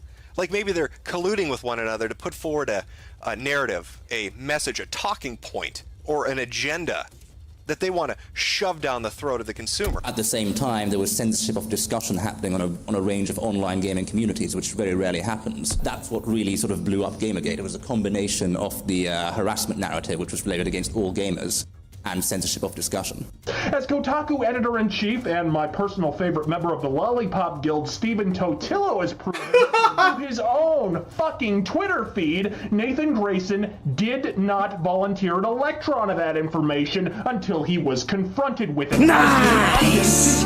As in, by a fucking whistleblower. The games community's concern about corruption and ethics were brushed off and censored. Their concerns about censorship were themselves censored. The very outlets that should have been looking into these issues and addressing their audience's concerns turned on them. The point is, we see this same behavior in every societal subset and debate, from radical feminism to My Little Pony, so why would a divisive issue like fucking Gamergate be any goddamn different? The ringleader of these articles appears to have been writer Leigh Alexander, writing for Gamma Sutra, or at least she was the patient zero for these attacks. So I'm Leigh Alexander. I am a writer and critic about video games. Don't know if you heard. It's a nasty, squalid little article. It's full of nerd shaming that helped it incense gamers who thought we were past that Language! shit. Yeah, I hope that by doing non-traditional work, I can help and play a role in catalyzing a different kind of more mature conversation about video games and their role in our culture. That's a crass. What a scumbag. More mature? Rather than fanish enthusiasm. I want everyone to see games the way that I see them, as beautiful and full of potential. I want to be able to tell somebody about my work and hear them say, yeah, that sounds worth She means activism. Cool. How's that for you? It even bemoans the... This is what happened to the arts like over 100 years ago. Those poor ethics, both as an article and in the shape of its writer. And I also write about the culture of their creators and their players, which has been interesting lately. She double-booked her journalistic career with her work as a games consultant, a clear conflict of interest. She failed to disclose personal and financial relationships with numerous people that she promoted and wrote articles about. As it slowly sunk in for me, the way that women who stand out are often targeted and shut down. She viciously attacked writer Anne Rice, YouTuber Total Biscuit, and others. I guess what they would say is it's corruption in video games journalism and the fact that their medium is being taken over by feminists and social justice warriors who want to push their agenda on everyone. She threatened to blacklist people and end their careers. She engaged in and encouraged doxing. She admitted deliberate bias and contempt for journalistic ethics. Yeah, I have an agenda, sorry. And has made arguably racist statements while claiming to be progressive and anti-racist. I'm a polarizing figure. This was the person leading the charge against Gamergate? Dismissing their concerns about journalistic ethics in games media? You could scarcely have chosen a worse person to defend games media against the charges being made. Okay, and just one more question. Can you explain what trolls are? I think I can grab that. Trolls are people on the internet who get a giggle out of you getting mad. The story I'm about to bring up warrants... We do a little trolling, JournoList was a private Google group for journalists, founded in 2007 and closed in 2010 after it was exposed and criticized. This was a list of some 400 journalists, academics, and others with a left-wing slant. There was nothing inherently wrong with that, and of course people with shared interests and shared careers... I think there's something leaks from wrong it with exposed. Was it being particularly nasty in its discussion and treatment of its ideological opponents? What is necessary is to raise the cost on the right of going after the left. In other words, find a right-wing Tim Pool and smash it through a plate glass. That's where Tim Pool started here too. I mean, I know that he worked in Vice before, but Gamergate was kind of how Tim Pool like got on the map in a big way. It was also exposed as being involved in a cross-party collaboration to promote US Democratic Party talking points and perspectives. The news still isn't supposed to be so brazenly partisan. These conversations span newsrooms and universities. So when you have a narrative emerging, say that Gamergate was a harassment campaign, but these journalists behind the scenes are all hanging out with each other, sharing the same ideas and expressing the same opinions, of course all of these news outlets are probably going to put out similar narratives, that Gamergate was simply intending on harassing women. All right, let me ask, so Lynn, you came into this knowing very little about Gamergate, on purpose did not want to get too educated about it. Ren, you knew a little bit more about it going in, so what's your thoughts on what you just saw? Sure. Knowing what I know and hearing this, if I were you, I'd probably still be really confused. Oh yeah, sure. I don't think we've begun. I hate it when people play dumb. What any of this is actually about. No matter how much evidence they get, they're like, I don't understand. Like, what's going on? I don't get it. Milo. One of the main reasons Gamergate became erroneously connected with the right wing is down to the support and intervention of controversial right-wing and flamingly homosexual journalist Milo Yiannopoulos. So first thing that I want to ask you about is I think I found out about you originally because of Gamergate. We're all used to seeing these social justice warriors. An army of sociopathic feminist programmers and campaigners are terrorizing the entire community. I think we're all used to now the press in some cases reporting on things. I just want to say, I think Grim Jim him who narrated this. I think that well, I know that he's a lefty and probably a pretty far lefty. He lives in the UK, and he was very much against Brexit. And he probably doesn't like Trump. So when he says erroneously affiliated with the right wing, I think that he doesn't quite understand why it's appealing. Why people have moved. I wouldn't say moved, but basically have found that they have right-wing values in terms of like association with basically their opposition to authoritarianism. That is why.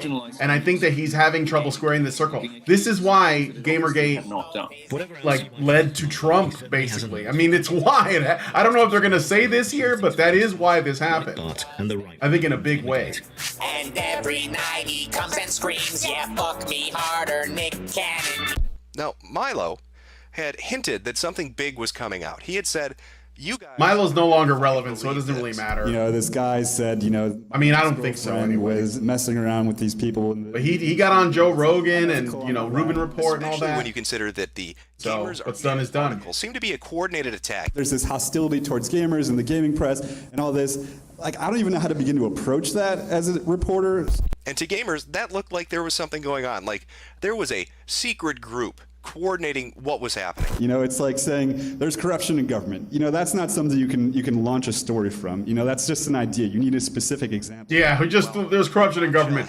I mean, what do you have as evidence? Are people being locked up in like, you know, fucking solitary confinement for being in that Capitol on the day of a kerfuffle? The editors and journalists at some of the biggest gaming publications was leaked. That doesn't prove anything. Decisions were made public.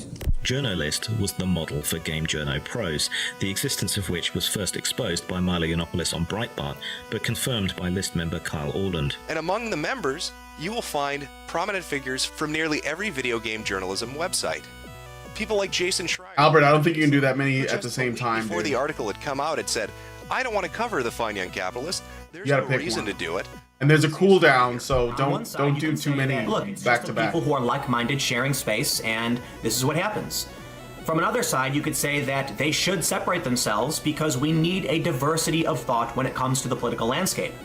But all of that gets pushed aside when we learn the journalist, the cabal, never went away. Game Journo Pros wasn't as important, of course, being... Yeah, a lot of them went to Twitter. But about Gamergate... They were part of the trust and safety. Incredibly important. Discussion on the list included talk about using the controversy around Zoe Quinn and ethical issues to give her game more exposure. People like Ben Kuchera would yell at others and tell them that he was going to stop talking to him at that exact... Talking to Arcade Machine, by the way, has a 30-second cooldown, and it's not case sensitive, so you don't have to necessarily capitalize the A and the M. And he had said, we have a conversation going on at The Escapist. I don't necessarily agree with what's being said, but I don't see a problem with it.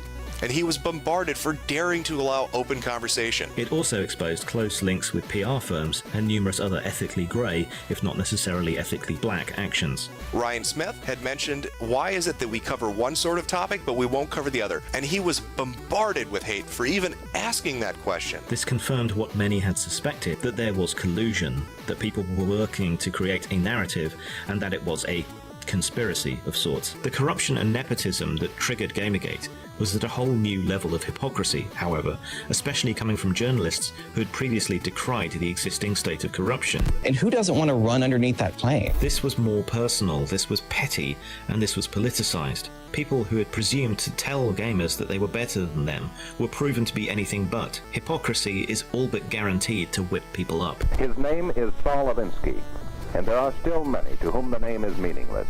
Who the fuck is Saul Alinsky? Do you know who Saul Alinsky was? I don't. Wasn't he a member of the Weather Underground? Not quite. Alinsky was a Jewish American who was born in 1909 to Russian immigrant parents and died in 1972. He is one of the few men who appears to be absolutely fearless, especially when it comes to the constant threats he receives by telephone and in the mail. By profession, he was a writer, activist, and community organizer, meaning that he spent So we started off with Mass Effect 3's ending. They want. And now we're on Saul Alinsky. No interest in giving these things. You see the thread? All this stuff that goes up, there's always some kooky crackpot who will say, you know, I'll get national headlines by knocking him off, which he will, you know? Alinsky wrote Rules for Radicals at the end of his life. It is Alinsky's power tactics. Yeah, Carl. Which Rules for Radicals is most famous. Frustration and exasperation had been growing for some time, and they had seen how Twitter mobs and social justice warriors often applied pressure to companies with shaming tactics, boycotts, letters to advertisers, and bad media publicity. Word is coming out right now that Nick Denton has been astroturfing GamerGate. Power is not only what you have, but what the enemy thinks you have. There has been a group of individuals eager to ruin my business endeavors at every turn for the sake of ethics. GamerGate successfully adopted enemy tactics, ferociously attacking the journalists who had ethical failings, digging up information on them, finding their conflicts of interest and exposing them. Let me translate that. Boo-hoo, I was caught behaving inappropriately with the subjects of my writing. They also took the Gamers Are Dead sites to task, as well as other sites that attacked their subculture and customer base. Never go outside the experience of your people. And if you've been paying attention in the past few weeks, you've seen that with a lot of these guys, no matter what we do or say, refuse to take a closer look at the movement that's happening in front of them. For a lot of these journalists, it's a lot like asking a truck driver to be a better dentist. So it puts us kind of in a position where we're left with no other choice but to start notifying their advertisers that maybe these press outlets aren't the best place to be putting their ads. In the details for this video, I've put links to a list of advertisers for a few press outlets. I've also put a few articles down there that you can choose to link these ad agencies or PR firms to. And additionally, there's also a list of unknowns. We still need email addresses for these places, so please do some internet detective work and help us out. We've received tips from people who work in this field suggesting that personalized letters have the most impact. However, there is some generalized language that you can use. I'd suggest that somewhere in the letter you apologize if the email hasn't been sent to the correct department and kindly request that it could be forwarded to the correct person if at all possible. You also want to make it clear that you care about the product, but that you can't continue to be a consumer if they're going to support actions like the ones the press outlet you're writing about has taken. Wherever possible, go outside the experience of the enemy. You cannot simply attack their leader when they have none, nor could you shun the group as a whole without them using their Rainbow Coalition to mitigate any claims. Some might consider this hypocritical and censoring, but it was turning the enemy's tactics against them and holding them to their own standards. Alinsky Rule 4. Make the enemy live up to their own book of rules. In protesting what GamerGate was doing and decrying it as censorship, their opposition only succeeded in exposing themselves as hypocrites. They could hardly complain about people mobilizing in exactly the same way they had used themselves to push their agenda. Ridicule is man's most potent weapon. Its involvement in the initial controversies made Kotaku, Gawker, a prime target for GamerGate, and the main site to be targeted and harmed by Operation Disrespectful Nod. A good tactic is one that your people enjoy. GamerGate's detractors have cited the attacks on Gawker and Kotaku via their advertisers as a case of hypocrisy by GamerGate regarding its anti-censorship position. While there were ethical issues on other sites that were targeted, some of them were relatively minor. Unlike those, Kotaku tended to make excuses for behaviour such as Grayson's and had to be forced harder to introduce ethical standards. A tactic that drags on too long becomes a drag. As a part of Gawker, they were also tied up into illegal activity as well as ethical breaches. Take for example the time that Gawker ruined an interactive advertising campaign by Coca-Cola. You could go on Twitter, tweet something at the Twitter bot that would then take what you had said and turn it into a nice happy picture. Quite amusingly, Gawker set up a bot to tweet sections of Mein Kampf at the Coca-Cola bot, making it produce make it happy tweets that revolved around white supremacy. This became a problem to the point where Coca-Cola suspended the campaign. In these cases, it's not really what is being said, and not so much a free speech issue, but a moral, ethical, and legal failing, against which sanction would seem to be more justified. Keep the pressure on. Identify yourself any way you want and say whatever you want, briefly. My name is Paulo Munoz. I am known as Game Diviner on YouTube and on Twitter. The media parade that has been going on for weeks now hasn't done anything worth a damn. Time and effort thrown out the window with needless articles over this shit show. I know you put Kotaku and ethics in one sentence as a mockery of what Gawker is, but I want to remind you one thing. Gawker destroys lives. So I had someone send out feelers looking for people to work so does, on a special project for me. CNN and ABC Those that and other made it through mainstream media screening outlets have been taking part in an effort when to you accuse police people of being the group Nazis from and fascists. inside. causing a wedge to be driven amongst them. The threat is usually more terrifying than the thing itself. There's a big reason why many of us in Gamergate are anonymous, because Gawker will destroy people. Take the example of Justine Scavo, I believe her last name is that? Justine Sacco. She was one woman who made one wrong tweet, and the man who destroyed her life, Sam Biddle. Now, who the fuck is Sam Biddle, you might be wondering? Sam Biddle is this the guy who said bring back bullying? In fact, he's an editor at Gawker Media. Gawker journalist Sam Biddle tweeted out the following in 2 posts during the dust-up. Ultimately, Gamergate is reaffirming what we've known to be true for decades.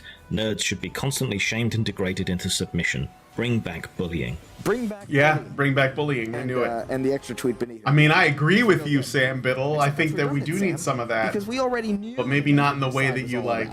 The major premise for tactics is the development of operations that will maintain a constant pressure on the opposition. Nick Denton himself has said we have cost him 7 figures of money on advertising revenue. Do you think any one of us here wants to put our face to that? When Gawker is willing to put out hundreds of people's private citizens put out their addresses because they own a gun in New York City. It feels good, and I am proud of myself.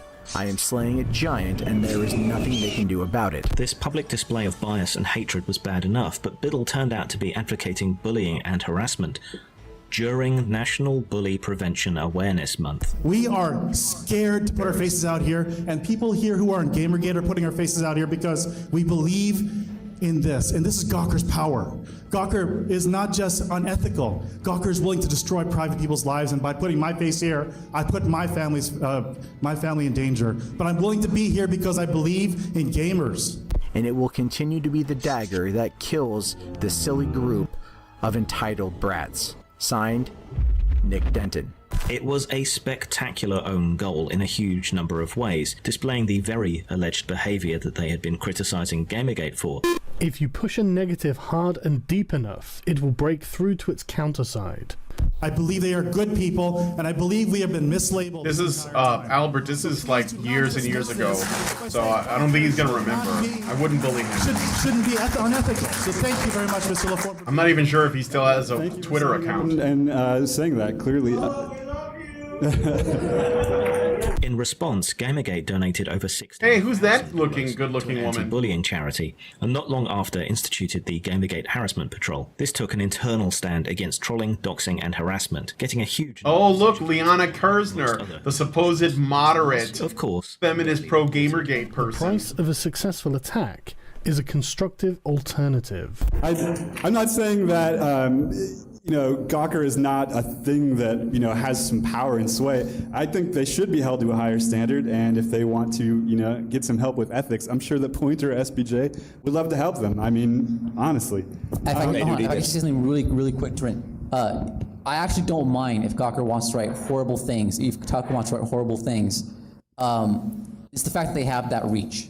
That's my, and then if we want to say they're not accountable, then we need to make sure the people who spread the information, the people in the New Yorker, are the ones who will uphold that higher standard. I mean, there are two alternatives. First, school can improve their standards, or people can just stop believing them. I mean, either one will work.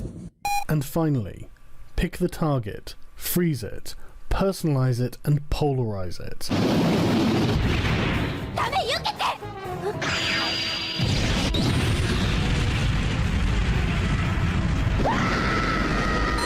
Ethics intensifies.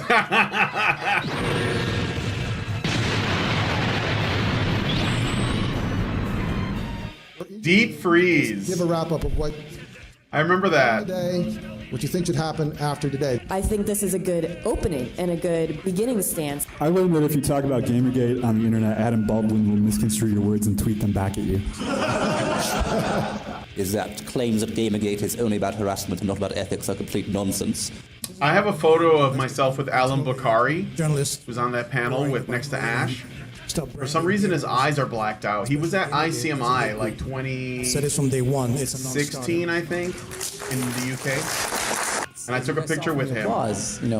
We're not against you. We're just against bad journalism. I didn't believe it then. I don't believe it now. I never will believe it that Gamergate was ever about harassment. We're going to come back and we're going to talk about how to cover online controversies like Gamergate. This side stays the same. This side's going to be a little different. Look at it from a gaming standpoint and not from, all this other noise, because that's what sells. Friends, if you've been dancing to this song in the last year, you'd like to know maybe that it came to us. Dr. Randomer Cam plays. He's going to close us out. So let me sing you the song of my people in the language of the chosen ones. Let's see if anyone has a problem, officer.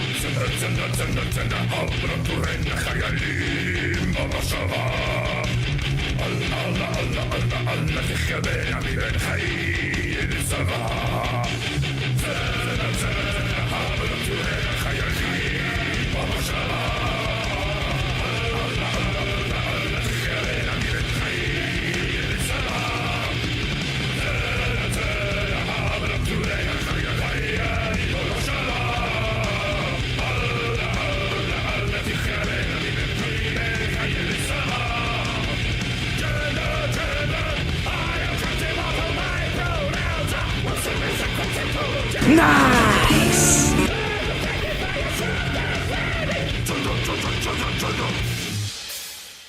Okay. All right, I gotta wrap it up here in real quick because I got a show in like 10 minutes. So I just wanted to say thanks for watching it with me. Let me know what you guys think about this in the comments. There's a part 2, but I have to be a patron to watch it. So I want to know if you would like me to watch it. I don't think I can stream it, but I've reached out to the guys who made the documentary, and I'm going to have them on either my channel or Badger Live Streams for an interview. So, feel free to let me know what you think about this. Do you want to see more? Do you want me to talk about this more?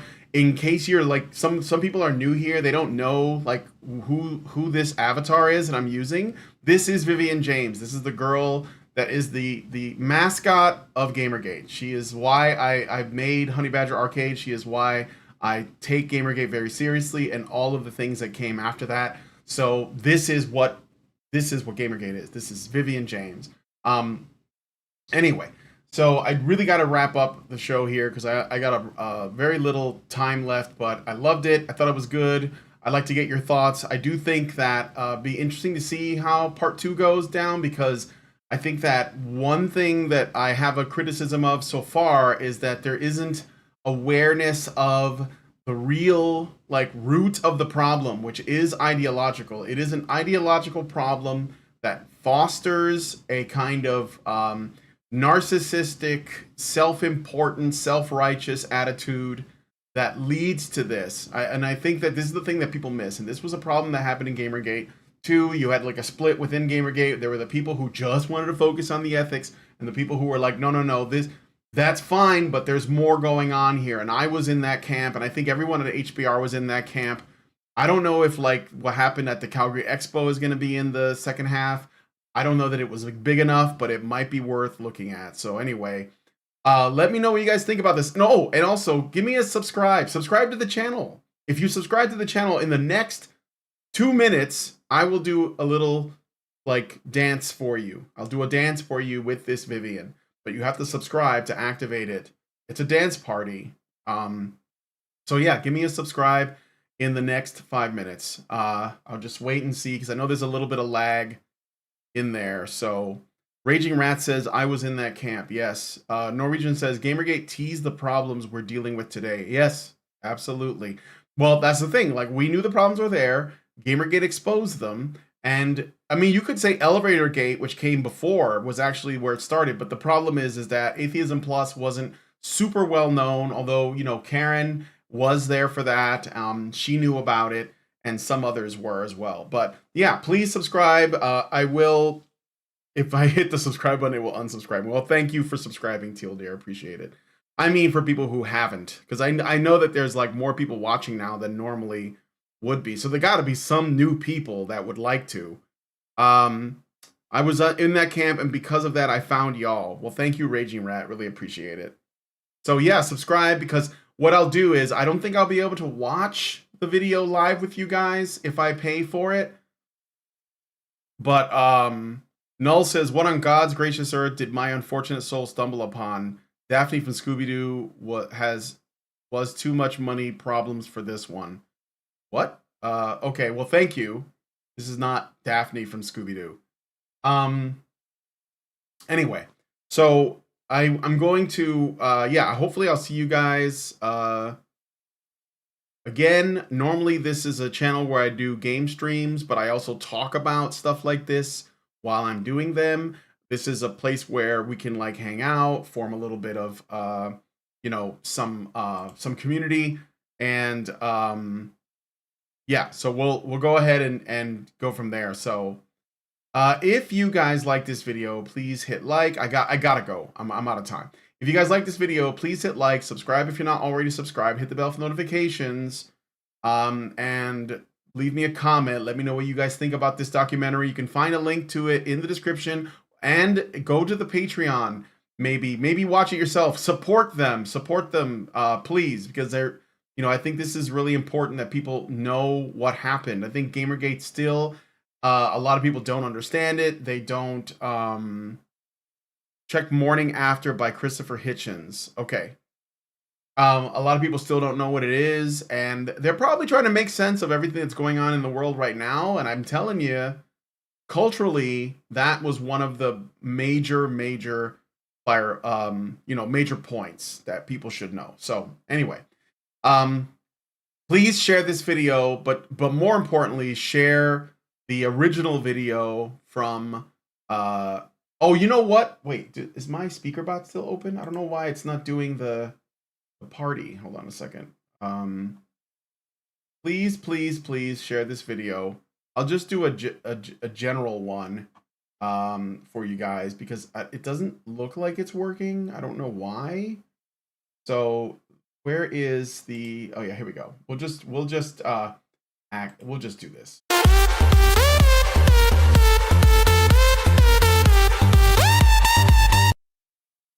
All right. So this should stop in a second. Okay. So anyway, thanks guys for coming on the show. And I'll talk to you all in the next one. Have a good day, and I'll see you in a few minutes over at Badger Live Streams. Talk to you later, guys. Are machines, dude. Okay, they are literal machines. They are talking point machines. They are impossible to fucking deal with, especially if you have like a couple dudes who have good memory on top of that too. Holy shit, you're fucked.